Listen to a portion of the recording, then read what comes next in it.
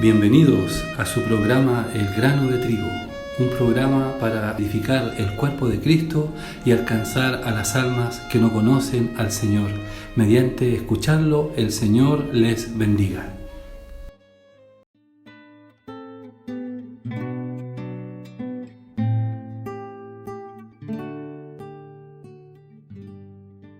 Salmo 61, verso 1. Dice: Oye, oh Dios mío, mi clamor. A mi oración atiende. Desde el cabo de la tierra clamaré a ti cuando mi corazón desmayare. Llévame a la roca que es más alta que yo, porque tú has sido mi refugio y torre fuerte delante del enemigo. Yo habitaré en tu tabernáculo para siempre. Estaré seguro bajo la cubierta de tus alas, porque tú, oh Dios, has oído mis votos. Me has dado la heredad de los que temen tu nombre. Día sobre día añadirás al rey. Sus años serán como generación y generación. Estará para siempre delante de Dios. Prepara misericordia y verdad para los que conserven. Así cantaré tu nombre para siempre, pagando mis votos cada día.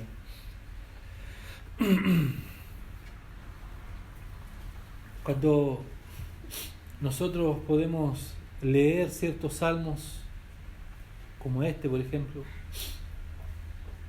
puede ser que al leerlo a primera vista, puede ser que no entendamos mucho. Y nos podemos preguntar, ¿y qué significa esto? ¿O por qué aparecen estas expresiones, estas palabras?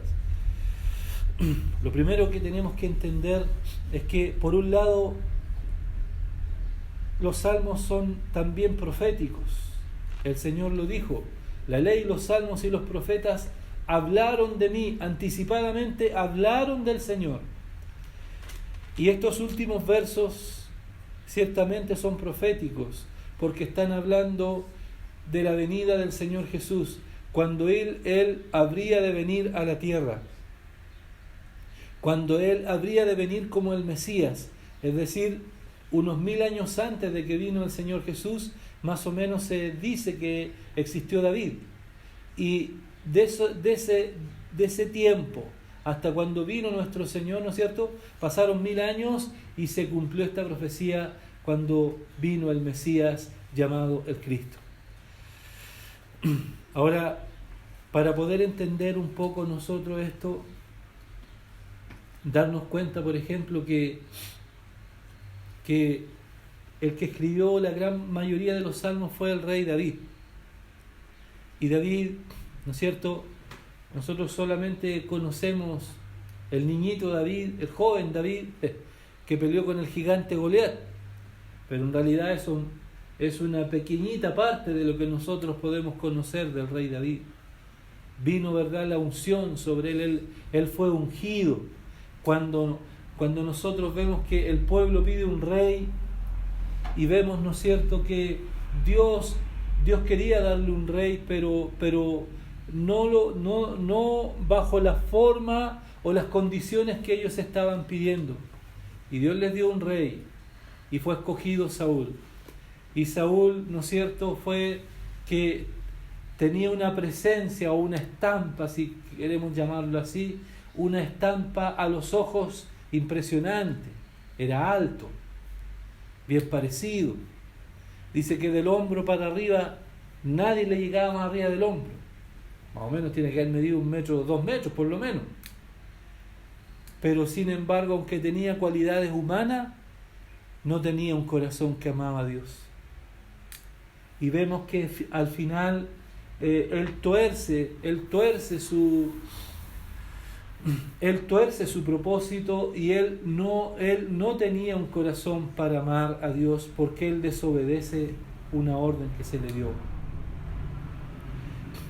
Pero vemos que Dios le dijo, ¿no es cierto?, me levantaré un rey de acuerdo a mi corazón, dijo Dios, le dijo a Samuel, me levantaré un rey de acuerdo a mi corazón que hará todo lo que yo quiero. Por lo tanto, yo te enviaré a la casa de Isaí de Belén, y tú irás allá y me ungirás a sus hijos. 8 hijos, estaban los 7, fue el profeta, y pasaron los hijos mayores, y los hijos mayores de Isaí, el papá de David, David era el menor, también el ojo del profeta como que se quedó pegado con la imagen de Saúl, y miró al mayor, a Eliab, y también el mayor era alto y bien parecido, y tiene que decirle el Señor al profeta Samuel, y le dice, no, le dice, detente, le dice,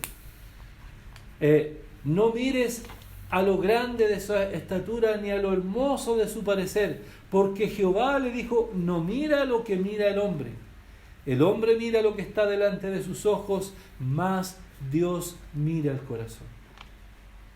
Pasaron los 7 hijos delante del profeta y ninguno.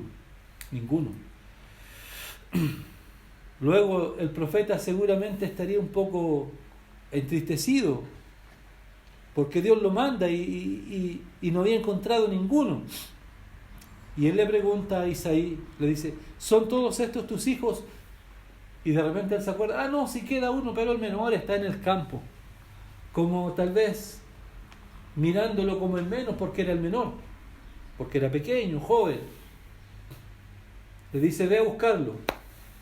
Fueron a buscar a David. Y cuando vio a David, inmediatamente Dios le habló, este es el rey, úngelo. Vino la unción sobre David, que es el Espíritu, en otras palabras, el Espíritu.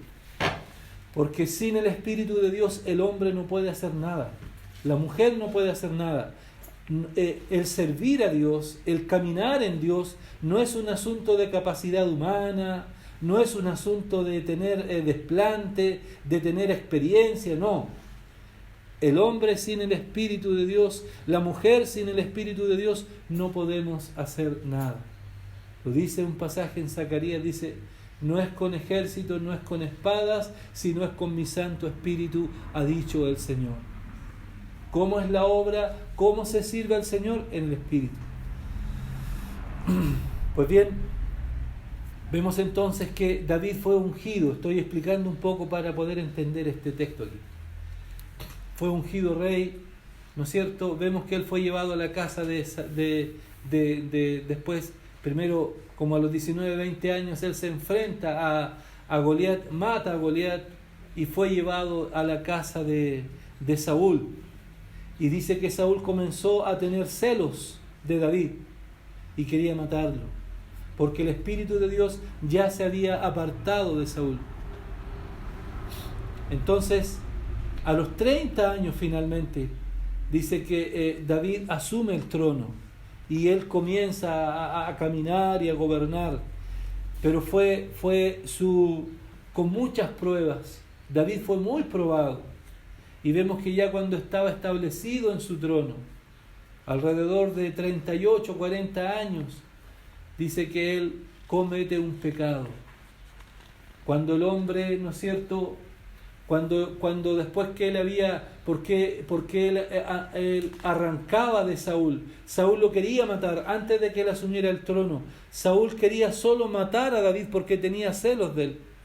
David en muchas ocasiones tuvo en su mano el matar al rey, pero él dijo, no levantaré la mano en contra del ungido del Señor.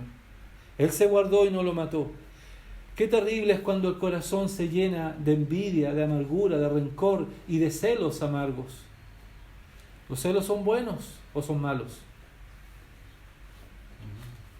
Bueno, el apóstol Pablo en el Nuevo Testamento dijo así, porque os celo con celo de Dios, porque os he desposado como una virgen pura para presentaros un día a Cristo.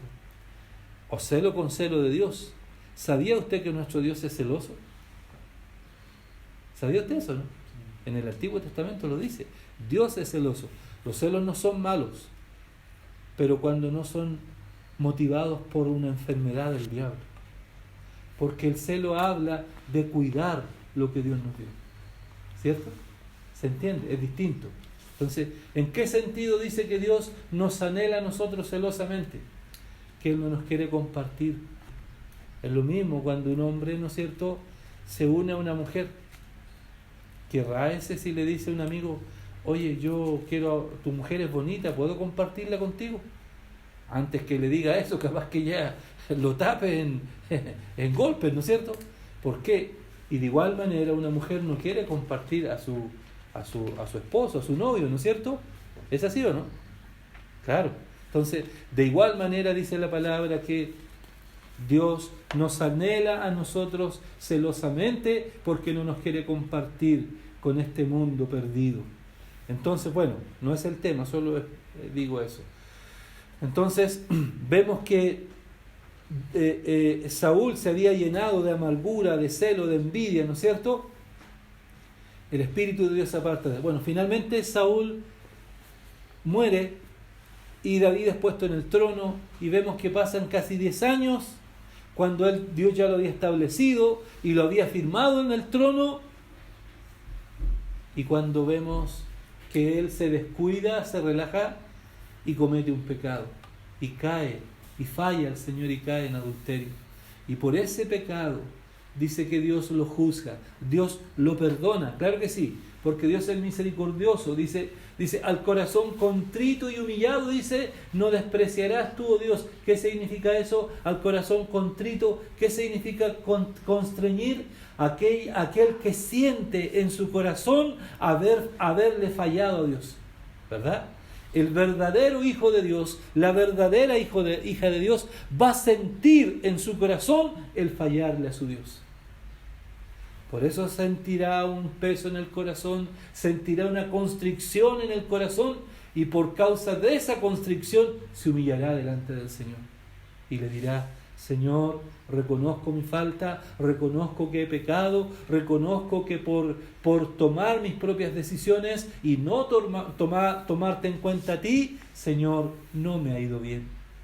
No tengo paz, no tengo gozo, no tengo alegría, aunque a lo mejor estoy rodeado de muchas cosas, pero no siento paz en mi corazón. Debiera ser eso lo normal, ¿verdad? Sí, bueno. Vemos entonces que David sintió el haberle fallado al Señor, él se arrepintió, Dios lo perdonó, pero también vino igual la disciplina sobre él. Entonces vemos que David, cuando él escribe este salmo, él estaba viviendo, ¿no es cierto?, consecuencias de fallarle al Señor. Y, ¿verdad?, acontecieron muchas cosas terribles en su hogar. Un hijo, ¿verdad?, de él mató a su hermano, otro hermano le quita el trono, le quiere quitar el trono a su padre. Cosas horribles acontecieron, producto de la desobediencia del Señor. Y por eso él comienza a decir en el verso 1: oye, oh Dios mío, mi clamor,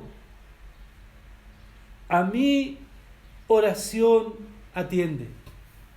A la verdad, lo que David está diciendo aquí, está hablando su alma, porque este no es el clamor como lo dijo el Señor cuando estuvo aquí en la tierra, ¿no es cierto?, cuando Él le hablaba a los fariseos.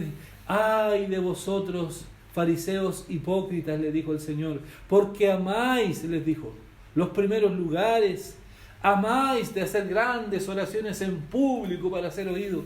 No era esa oración religiosa hipócrita, no era eso. Lo que David, estaba queriendo demostrar aquí era el clamor de su alma. Mire, el alma clama, el alma clama. Dice la palabra que la sangre, ¿por qué nosotros no debemos beber la sangre? Porque la sangre está la vida. Y dice que la sangre de los justos clama desde la tierra. Eso Eso lo dice la Escritura en Apocalipsis. Ahí está la vida.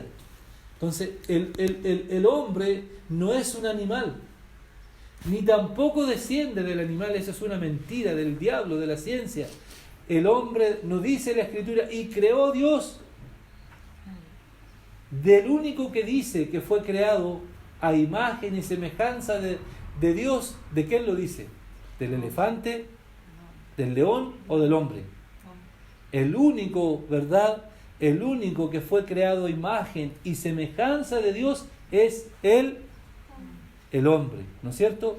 Y porque el hombre fue creado a imagen y semejanza de Dios, ¿qué acontece entonces? Que el hombre, ¿verdad? El hombre puede, ¿verdad? El hombre puede, mire, expresar a Dios. Mire, el hombre puede expresar a Dios. El hombre puede hablar con su Creador. Dios siente, Dios escucha, Dios mira, Dios piensa, su corazón late, sus oídos oyen, y un animal no es capaz de expresar a Dios. El animal funciona por instinto. Bueno, entonces vemos que el alma de David dice, clamo, oye, oh Dios, mi clamor. Es decir, su alma clamaba. Él no estaba gritando ni haciendo un escándalo, pero su alma clamaba, porque David amaba a Dios y porque a él le había dolido en su corazón fallarle a Dios. Por eso su alma clamaba y decía, atiende, oh Dios, mi oración, atiende, oh Dios, mi oración. Dios no está interesado en una multitud de palabras que el hombre le pueda decir. Dios no está interesado en una oración, ¿verdad?, muy ordenada y florida.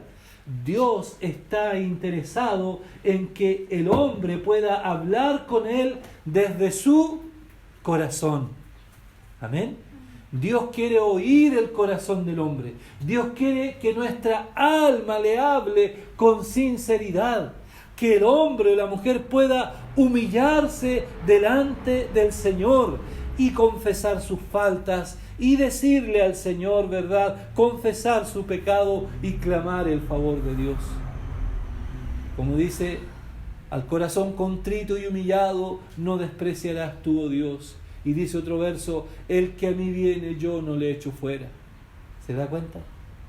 Entonces, cuando clama el alma, cuando clama desde adentro el corazón, mire, cuando clama el alma, cuando clama el corazón, el hombre o la mujer no se justifica delante de Dios, ¿verdad? No dice, bueno, Señor, aquí estoy, si es que te he fallado, Señor, mira. No.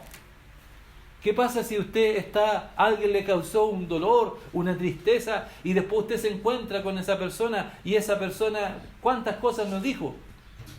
Y esa persona la queda mirando, bueno, en realidad, mira, sí, bueno, si es que te he fallado. No, ¿verdad? ¿Usted qué diría? Si es que te he fallado, perdóname. ¿Está realmente arrepentida esa persona? No, porque eso es hipocresía. Pero una persona que realmente siente, ¿verdad? En este caso estamos hablando de la relación del hombre con Dios. Va a decir, Señor, reconozco mi pecado. Y lo confiesa al Señor. No estoy diciendo al hombre, al Señor. Lo confiesa, lo dice, ¿verdad? Y clama, y el alma clama al favor de Dios. Y ahí está clamando. Es el alma que clama. Y mire, es el alma que clama y Dios que la oye. Dios, mire, qué tremendo es esto, que nuestro Dios oye el clamor del alma. A veces alguien puede decir, ¿y por qué? ¿Y por qué? ¿Y por qué? No sé cómo expresarlo. O dice uno, Señor, uno ha pedido una determinada situación al Señor y de repente el Señor envía a alguien. Pero si yo no dije nada en voz fuerte, pero Dios escuchó tu clamor. Amén. Aleluya. Dios escuchó tu clamor Y por eso envía a un siervo, a un socorro, para hablarte, para levantarte, para consolarte, para que te vuelvas al Señor. ¿O no? ¿Acaso ese no es Dios que oye nuestro clamor? Gloria al Señor. Hay cuánto, ¿verdad? Hay cuánta aflicción, hay cuánto dolor, hay cuánta agonía en el corazón. Pero ¿cuál es el problema? La gente dice, chuta, yo tanto que sufro y le pido a Dios y Dios no me responde. ¿Será que Él no quiere responder? ¿O será que no, el corazón no está adecuado a lo que se está pidiendo? ¿Cierto? Porque Dios no solamente oye las palabras, sino mira la intención del corazón. ¿Cierto? Amén. Gloria al Señor. Entonces dice, Él dijo, desde el cabo de la tierra clamaré a ti cuando mi corazón desmayare. No se tiene memoria que David haya salido de Israel. Si nosotros miramos el mapa, Israel es una pequeña porción de tierra, es pequeñito, usted lo puede mirar ahí, en el Mediterráneo, ahí está, es pequeñito, es más chico que la octava región, ahí está, es como el centro de esa parte ahí. Sin embargo, David dijo, desde el cabo de la tierra clamo a ti. ¿Qué es el cabo? Esa expresión significa el extremo de la tierra, de un lugar más lejano, de un lugar más apartado. ¿Qué tenemos nosotros aquí en el extremo sur? Cuando uno mira el mapa, ¿cómo se llama el cabo de Hormuz? ¿Cierto? Y si usted se fija en el mapa, ¿verdad? Vemos cómo la tierra se va partiendo y fragmentando en puras islitas, ¿cierto? Hay puras islas, ¿cierto? En el extremo de la tierra es como un pedazo de tierra que se toma de la otra y que no quiere separarse. Eso es un cabo, es el extremo, es lo más alejado. El Señor, cuando le dijo a los discípulos, en Hechos le dijo, ustedes, busquémoslo eso, Hechos capítulo 1, verso 6 al 8. Entonces, los que se habían reunido le preguntaron diciendo, Señor, ¿restaurarás el reino a Israel en este tiempo? Y les dijo, no os toca a vosotros saber los tiempos o las sazones que el Padre puso en su sola potestad, pero recibiréis poder cuando haya venido sobre vosotros el Espíritu Santo. Y mire, y me seréis testigos en Jerusalén, en toda Judea, en Samaria y hasta lo último de la tierra. Esto es lo que quiero rescatar de esto. Entonces, le dijo el Señor, me seréis testigos, le dijo, ¿cierto? En Jerusalén, en Judea, y más afuera, dijo, en Samaria, y agregó, y no solo lo dejó ahí en Israel, sino, y hasta lo último de la tierra. Yo no sé a cuántos kilómetros de lejos estaremos de Israel, o a cuántas horas, no lo sé, pero sí estamos lejos. Y si usted mira en el mapa, ¿qué es Chile? Chile es lo último de la tierra. ¿Eh? Chile es lo último de la tierra. Gracias, Señor, porque la palabra también llegó hasta nosotros. Gloria a Dios. Entonces, volvamos acá al Salmo 61. Desde el cabo de la tierra, dice, clamaré a ti cuando mi corazón desmayare. Él, ¿no es cierto? Nunca, ¿no es cierto?, podemos entender que haya salido, ¿verdad?, tan lejos de Israel. Sin embargo, él dijo, ¿qué es lo que quería decir con esta expresión desde el cabo de la tierra? Él estaba diciendo que aunque me encuentro lejos de ti, aunque mi alma se encuentra lejos de ti, ¿verdad? Desde allí, le dijo él, cuando clamare, dice, mi corazón no desmayará. O sea, mire, entendamos un poco. Él ¿no es cierto?, producto de haberle fallado a Dios, de haber pecado, ¿verdad?, y de ver todo lo que le estaba pasando, ¿qué sintió él? Él sintió que su alma, ¿verdad?, estaba lejos de Dios, ¿no es cierto? Pero él dice, desde el cabo, desde el extremo, de tan lejos que está mi alma, dijo él, aunque está tan lejos mi alma, desde el corazón clamaré y tú me oirás y no desmayaré, dijo. ¿Cierto? Porque ¿qué es lo que entendía él? Él entendía, como dice otro salmo, ¿de dónde huiré de tu presencia? Si me fuere al extremo del mar, allí estás tú. Si me fuere a lo profundo, allí estás tú. Y si me fuere tan alto, allí estás tú. ¿Qué significa eso? Que no hay ningún lugar que el hombre pueda escapar, o la mujer, de la presencia de los ojos de Dios. Amén. Gloria al Señor. Entonces, esto es lo que él está manifestando. Que aunque él se sentía tan lejos, él sabía que Dios lo iba a sostener si él clamaba de corazón. ¿Sí? Amén. Luego dice él, llévame, dice, a la roca que es más alta que yo. Ahora, ¿por qué él estaba diciendo así? Llévame a la roca que es más alta que yo. ¿Qué significa una roca? ¿Por qué las aves suben tan alto? A las montañas, a la roca. Para sentirse protegidos, para sentirse seguros, ¿no es cierto? Ahora, él era un rey y él estaba sentado en su trono y él gobernaba una nación. Sin embargo, él con esta expresión estaba diciendo, aunque yo estoy gobernando y aunque yo estoy en este trono, yo sé que hay uno más alto que yo. Amén. Gloria al Señor. Es decir, él estaba reconociendo que aunque él era rey, él estaba clamando al Rey de Reyes y Señor de Señores. Él estaba diciendo que había una roca más alta que él, que había uno que estaba en un trono más alto que él, y ese sería su refugio, y ese sería su amparo, y ese sería su protección. Amén. Un paréntesis.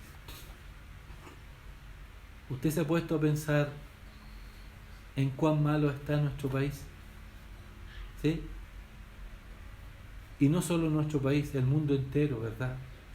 ¿Cómo está? Revolucionado, desordenado, con rebelión, con violencia, con maldad, ¿cierto?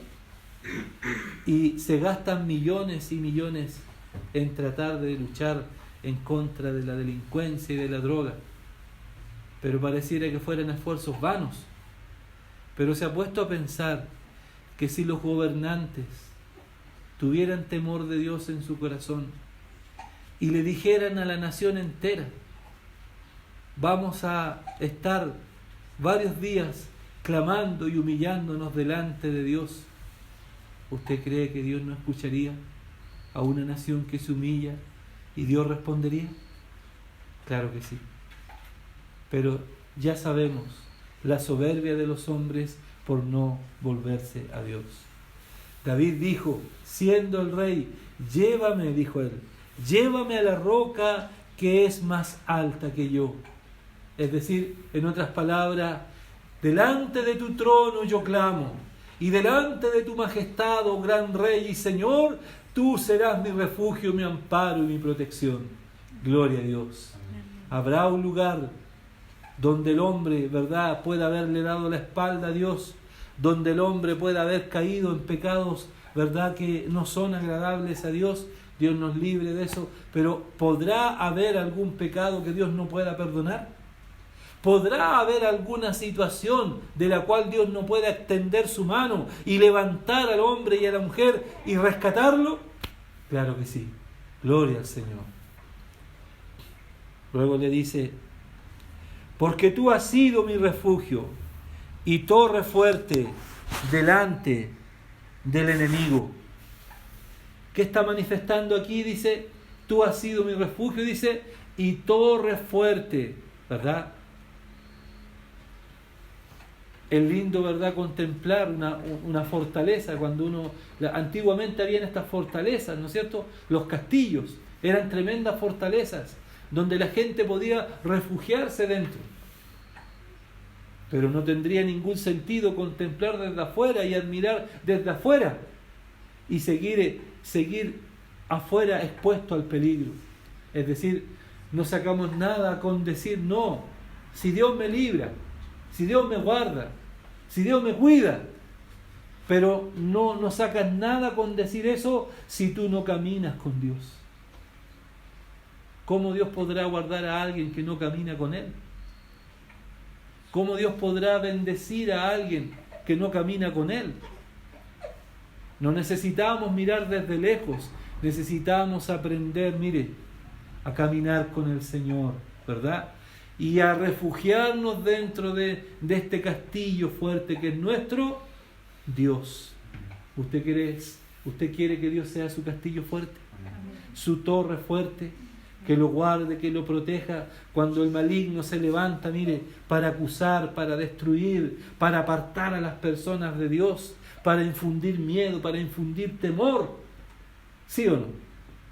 Necesitamos de este castillo fuerte, necesitamos de esta roca fuerte, necesitamos de la fortaleza del Señor para poder caminar y avanzar. Y Dios nos librará, y Dios nos guardará, y Dios apartará todo mal de alrededor nuestro. Porque dice el 4, yo habitaré en tu tabernáculo para siempre. Estaré seguro, dice, bajo la cubierta de tus alas.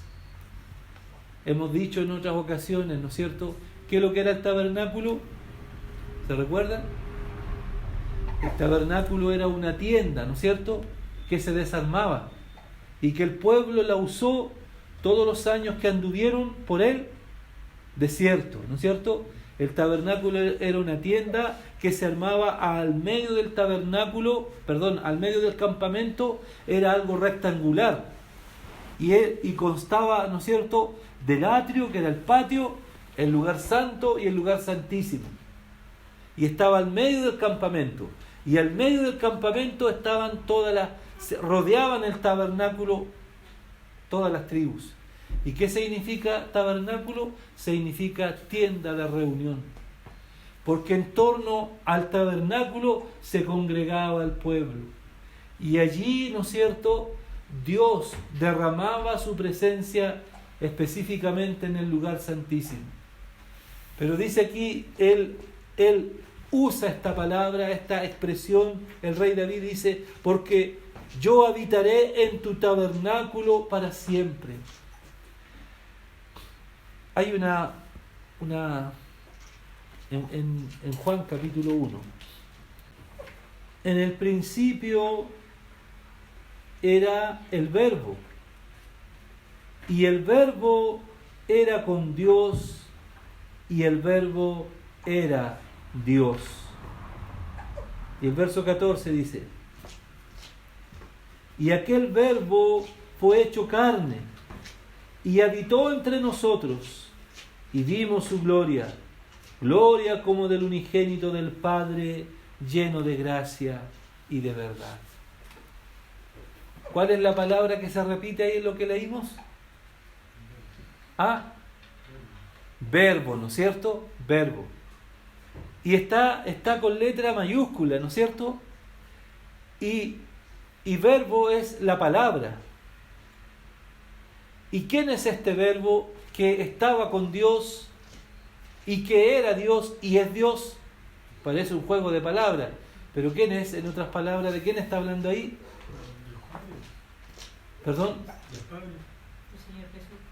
Claro, este verbo estaba con el Padre en el principio, pero nosotros sabemos que Dios es uno solo, pero Él es Padre, Hijo y Espíritu, ¿cierto? Espíritu Santo. Estos tres, aunque son tres, pero constituyen un solo Dios. Gloria al Señor. Entonces, pongamos atención. Entonces, estos tres constituyen un solo Dios. Pero, ¿quién es el que en el principio, cuando Dios el Padre decía, y por la palabra se hacía, y el Espíritu ejecutaba, ¿quién es la palabra? El Hijo. El Hijo es la palabra. ¿Se entiende, no? El Hijo de Dios es la palabra. Y esta palabra que es el Hijo, que es Jesús, Jesús es Dios, hecho carne, ¿no es cierto? Este Hijo que estaba en el principio, ¿no es cierto? Cuando vino a la tierra, este verbo o esta palabra se hizo, ¿qué? ¿Qué se hizo? ¿Qué dice aquí? Y el verso 14 dice, a ver, que lo lea alguien, dice, Juan 1.14, ¿qué dice? Y aquel verbo fue hecho, Más fuerte, más fuerte. Y aquel verbo fue hecho carne, Ya. y habitó entre nosotros, y vimos su gloria, gloria como del unigénito del Padre, lleno de gracia y de verdad. Amén. ¿Se da cuenta? Dice, y aquel verbo, ¿cuál aquel verbo? ¿Qué dice 1.1? ¿El 1? Léelo, ¿eh? En el principio era el verbo, y el verbo era con Dios, y el verbo era Dios. Amén. ¿Se da cuenta? Es decir, y aquel verbo dice, ¿cuál? Ese mismo verbo que estaba en el principio con Dios, ¿a quién está refiriéndose ahí? Al Hijo, ¿verdad? Al Hijo. Entonces, antes de que fuesen todas las cosas, ¿qué es lo que está diciendo ahí? Que el Hijo de Dios ya estaba, ya era. Entonces, dice, y aquel verbo fue hecho carne, dice, y habitó entre nosotros. Es decir, se hizo hombre, habitó entre nosotros. Fue uno como nosotros lo vimos caminar, lo vimos hablar, lo vimos hacer milagros, lo vimos hacer tantas cosas, porque se hizo carne, porque se hizo hombre, ¿cierto? Dice, lleno de gracia y de verdad. Es decir, aunque se hizo hombre, no era cualquier hombre, sino era un hombre lleno de Dios, mostrando al propio Dios. ¿Se entiende? Entonces, en otras palabras dice, aquel verbo, dice se hizo tabernáculo. Por eso estoy explicando eso. Es decir, en ese hombre llamado Jesús estaba toda la gloria de Dios. ¿Cierto? En el Antiguo Testamento, ¿dónde se depositaba la gloria de Dios cuando el pueblo anduvo en el desierto? En el tabernáculo, ¿no es cierto? Pero ahora ya no es más un tabernáculo, ni es más un templo hecho por las manos del hombre, ¿cierto? Dice la palabra que Dios ya no habita más en un templo hecho por las manos del hombre, ¿cierto? Sino que ahora Dios habitó en este hombre llamado Jesús, ¿cierto? Amén. Y ahora, ¿dónde está Jesús? Habita en nuestro corazón. Gloria a Dios. Entonces, ¿qué significa? ¿Qué dijo David? Mire todo lo que he tenido que decir para explicar esto. El verso 4, ¿no es cierto? Yo habitaré en tu tabernáculo para siempre. Estaré seguro bajo la cubierta de tus alas. Es decir, ahora, si el Señor dijo, los cielos son mi trono, dijo el Señor, la tierra es el estrado de mis pies, ¿qué templo, qué casa me pueden edificar? Ninguna, ¿cierto? Sin embargo, hoy día, ¿dónde habita el Señor? En el corazón del hombre y la mujer que le ha creído y que le ha recibido. Amén. Entonces, Dios un día entró a su vida, entró a mi corazón, pero ¿entró para salir? No. ¿O para estar con nosotros hasta el fin? Amén. Entonces podemos morar confiados en el Señor, podemos buscar confiadamente al Señor, no mirando, ¿no es cierto?, un templo material, sino volviéndonos de corazón al Señor, ¿verdad? Y dice, bajo tus alas estaré seguro. Veamos el Salmo 36. Dice el verso 7, Salmo 36, 7. Cuán preciosa, oh Dios, es tu misericordia. Por eso los hijos de los hombres se amparan bajo las sombras de tus alas. Usted ha visto, ¿no es cierto?, cuando las gallinas abren su... Sí, abre su ala, ¿cierto? Y se mete los pollitos. Eso, ¿verdad? Y entre más gorda y grande es la gallina, parece que más pollitos caen, ¿no es cierto? Y de repente se levanta y salen varios. Uno dice, ¿pero cómo lo hace? Bueno, Dios lo puso así, pero los pollitos se sienten seguros, como que si fuera tremenda protección la gallina, pero ellos se sienten seguros. Mire lo que dice el Salmo. Dice, por eso los hijos de los hombres se amparan bajo las sombras de tus alas. ¿Y qué dice acá, no es cierto? Lo que estamos leyendo en Salmo 61, la mitad del verso 4 dice, estaré seguro bajo la cubierta de tus alas. ¿Qué significa eso? Que cuando nosotros buscamos al Señor, hay protección en la presencia del Señor. Hay seguridad en la presencia del Señor. Porque mire, su mano está para cubrir, para guardar a todos los que confiamos en Él. Dice, por las noches nosotros vemos la fidelidad de Dios, cuidándonos y guardándonos de todo mal. Y por la mañana, cuando abrimos nuestros ojos, ¿qué es lo que vemos? Las misericordias del Señor que se renuevan. Dice un verso por ahí, nuevas son cada día tus misericordias, dice, se renuevan cada mañana. Qué lindo es acostarse confiando en Dios y qué lindo es levantarse viendo las misericordias del Señor, ¿o no? Amén. ¿Acaso eso no es estar amparados bajo la protección del Señor? Amén. ¿Acaso eso no es estar amparados y cubiertos? Puede usted tener el mejor seguro, la mejor alarma, pero usted ya está viendo que los malos echan igual, ¿sí o no? Pero qué confianza es estar amparados bajo el Señor. El Señor guarda, el Señor libra, el Señor cuida.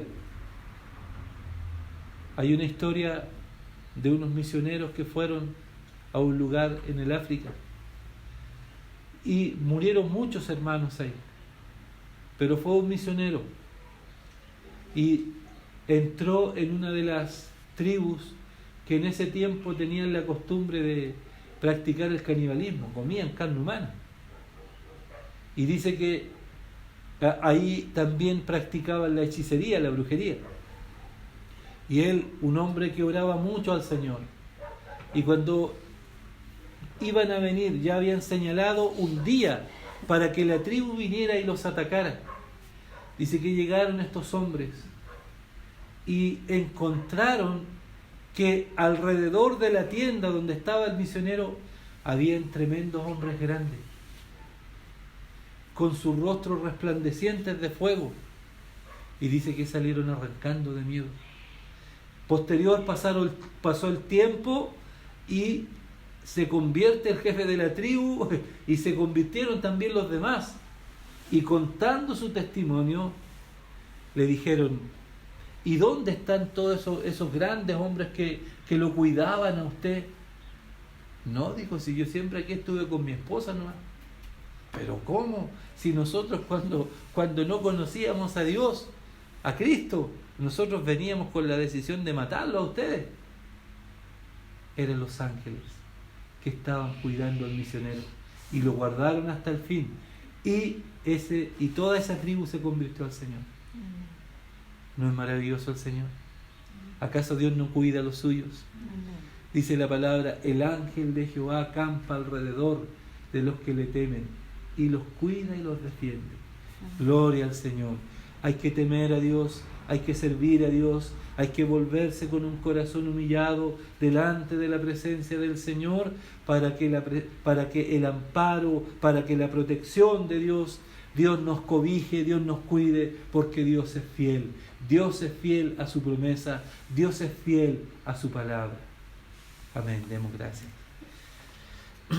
Eterno Dios, en esta noche, Señor, ya en esta tarde te agradecemos por la palabra que nos permites compartir, porque nuestra alma clama, Señor, porque tú eres la roca de nuestra salvación, porque tú dices, Señor, que eres amparo, porque eres refugio, Señor, porque tu oído está atento a nuestro clamor. Te alabamos, te bendecimos, Padre. Ayúdanos, Señor, ayúdanos y guárdanos para caminar en el nombre de Jesús. Amén.